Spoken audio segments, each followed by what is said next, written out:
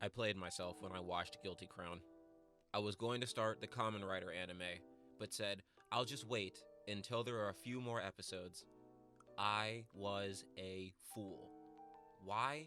Because 2011's Guilty Crown is just a mess. And there are so many reasons for that. Incoherent world building, poor handling of themes, gross fetish bait, poorly or weirdly written side characters, and a very hard to follow main character, Shu Oma. And hey, I know you all know this part already, but if you enjoy this video, please leave a like, comment, and subscribe so you know when the next one is out, and it all really helps me. Shu is the kind of character I could see getting compared to Shinji Ikari or Renton Thurston. Not for any real similarity between them, but because mechs and surface level timidity. In reality, Shu is far more frustrating of a main character than Shinji or Renton ever will be. At his worst, Shu Oma is an annoying and whiny character in a context that doesn't lend him any empathy. Still, at his worst, Shu Oma can be an apathetic edgelord. And again, at his worst, Shu Oma can also just be a Jesus metaphor. So let's talk about Shu, his characterization, and how he doesn't garner any meaningful empathy. At the outset of Guilty Crown, Shu is just your average high school guy.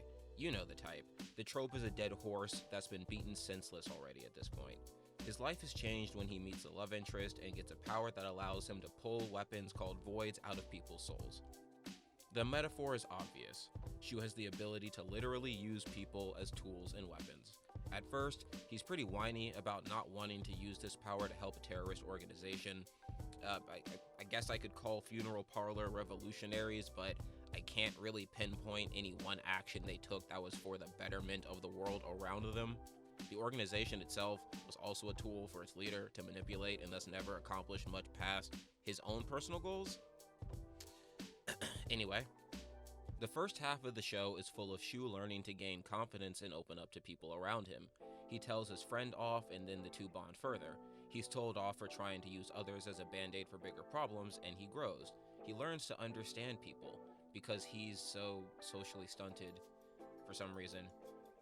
I don't know, this could have been a good arc if there wasn't a second half to this show. Through interactions with Funeral Parlor and its leader Guy, Shu comes to view people's lives as important and meaningful. He looks up to Guy, who treats every life within Funeral Parlor as important. Or, he claims to.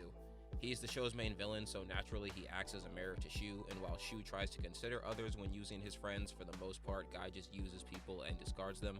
Shu is actually at his most Guy-like during the edgelord phase. And for quick context, Shu was elected president of the student body while the school itself is in a DMZ quarantine zone thing. Shu's friend Yahiro decides it's a great idea to rank people by their usefulness, which is it's discrimination with extra steps, and the show is not shy about saying this. After the death of Hare, Shu just stops viewing people as people and just straight up uses them as objects. He even learns that breaking a void just straight up kills someone and goes power mad with that knowledge. He doesn't actually kill anyone, but he's holding that knowledge and power over people in order to instill fear. At this point, I'm forced to wonder, am I supposed to empathize with Shu? He goes from being pretty unlikable to mildly likable as he gains confidence and then turns into an absolute tyrant on a dime. It's too sudden and it makes little sense, even with how the narrative tries to support it. When Shu eventually gives up on his edgelord phase and becomes a martyr, am I supposed to think highly of him? The inevitable Christ-like sacrifice doesn't amount to anything.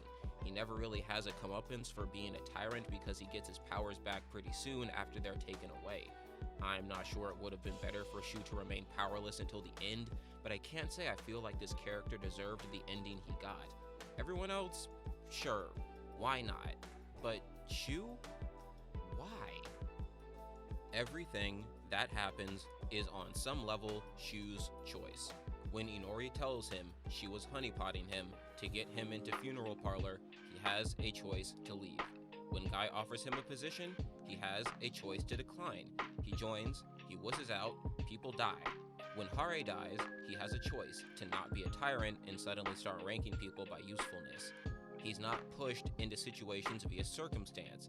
He's actively choosing his own destiny, even if he doesn't understand the consequences.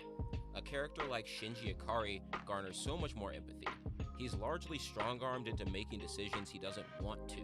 When he finally makes decisions for himself, the story punishes him to the point where it's hard not to feel some air of pity. But when a character is actively choosing their own undoing, but the story never actually pays them their due, like, what's the point? That using people was okay so long as you're self-sacrificial? I don't know. I hated this show. This was Guilty Crown. I am done talking about it.